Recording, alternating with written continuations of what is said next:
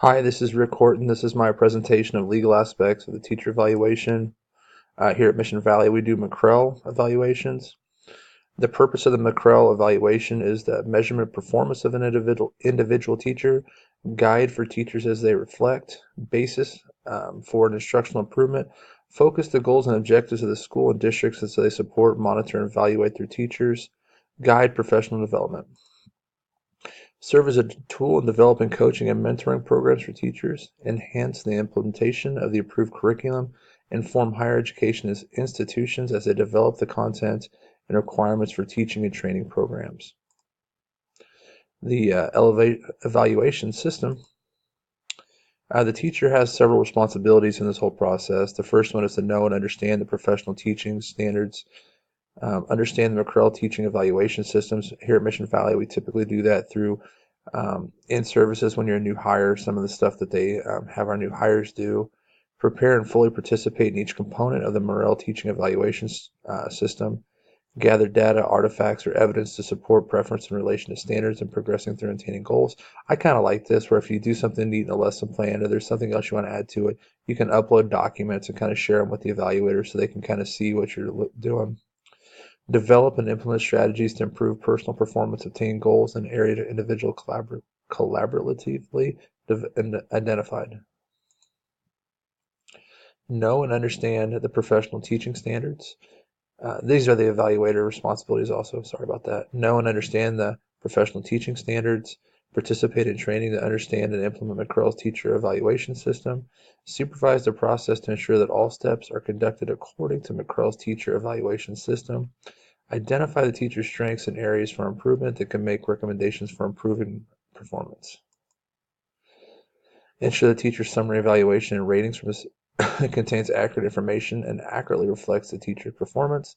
Develop and supervise the implementation of professional development plans.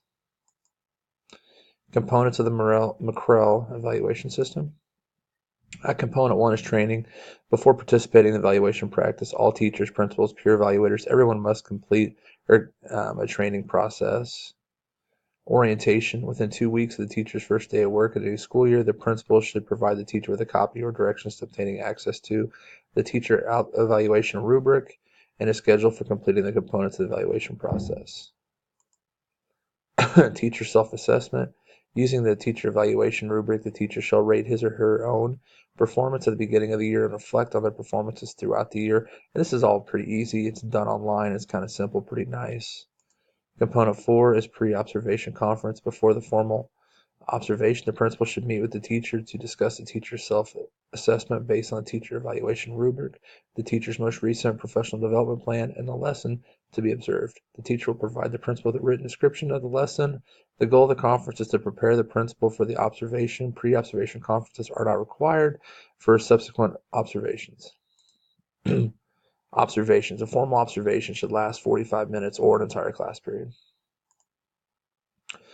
Component 6, post-observation conference. The principal should conduct a post-observation conference no later than 10 days after the formal observation. During the post-observation conference, the principal and teacher discuss the document on the rubric, the strengths and weaknesses of the teacher's performance during the observed lesson.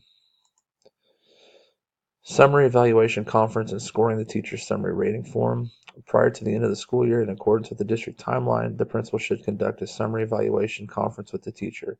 During the summary evaluation conference, the teacher and principal shall discuss the teacher's self-assessment and the teacher's most recent professional development plan.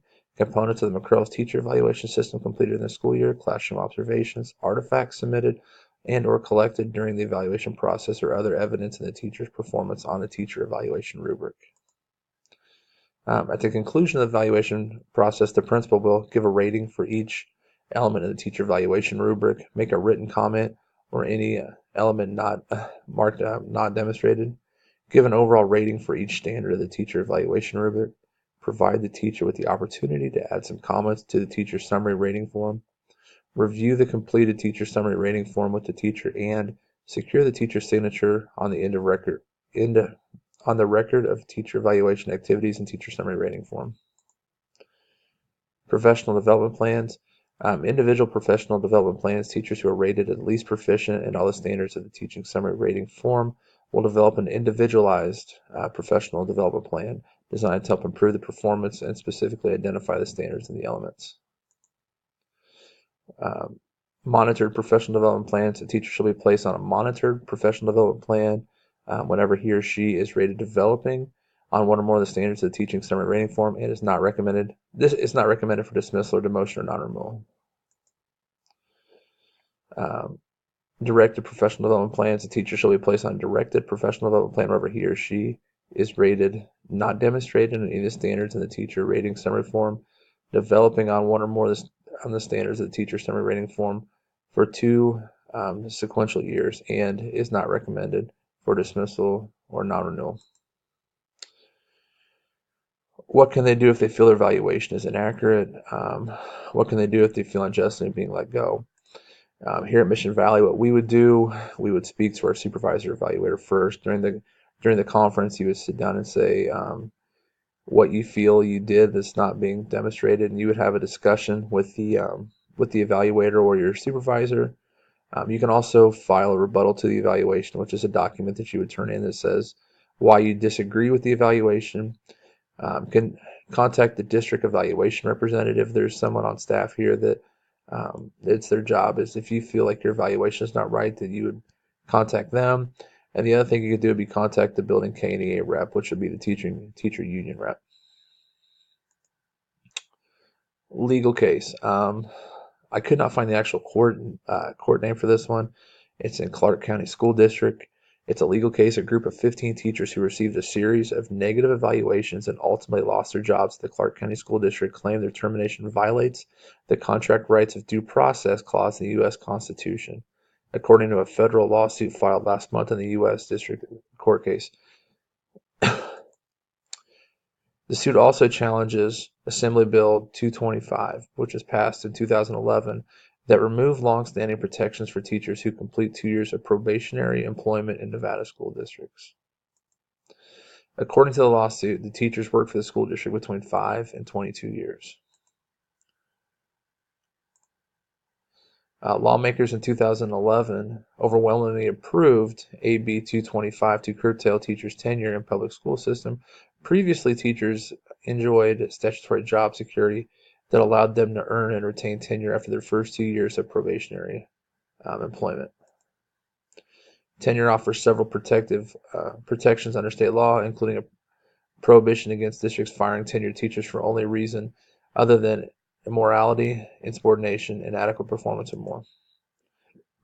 AB 225, however, provided a workaround for districts to remove inefficient educators by automatically reverting them to a less secure probationary status if they received an unsatisfactory evaluation for 2 years in a row. Probationary teachers have no rights to reemployment or to notice a hearing if a district chooses not to renew their contract.